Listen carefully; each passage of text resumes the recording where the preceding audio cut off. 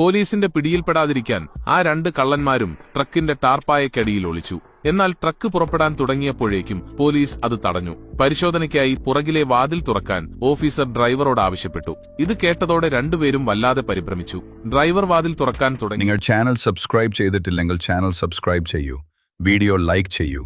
3000 subscribers ആണ് നമ്മുടെ ലക്ഷ്യം. കള്ളന്മാരിൽ ഒരാൾക്കൊരു ബുദ്ധി തോന്നി. ടാർപ്പായ താഴേക്ക് തൂങ്ങിക്കിടക്കാതിരിക്കാൻ ശരീരം മുകളിലെ മെറ്റൽ ഫ്രെയിമിലേക്ക് അമർത്തിപ്പിടിക്കാൻ അവൻ കൂട്ടാളിയോട് ആംഗ്യം കാണിച്ചു. വാതിൽ തുറന്നപ്പോൾ ട്രക്കിന്റെ ഉൾഭാഗം പൂർണ്ണമായും ശൂന്യമാണെന്ന് തോന്നിപ്പിച്ചു. പുറത്തുനിന്ന് നോക്കിയപ്പോൾ ടാർപ്പായ അമർന്നിരിക്കാതെ സാധാരണ നിലയിലായിരുന്നു. ഡ്രൈവർ വാതിൽ അടച്ചതോടെ അവർ സമാധാനിച്ചു. എന്നാൽ അവർ ചെറുതായൊന്ന് അനങ്ങിയപ്പോൾ ടാർപ്പായയും ഒന്നിളകി. ഇത് ഒരു പോലീസ് ഓഫീസറുടെ ശ്രദ്ധയിൽപ്പെട്ടു.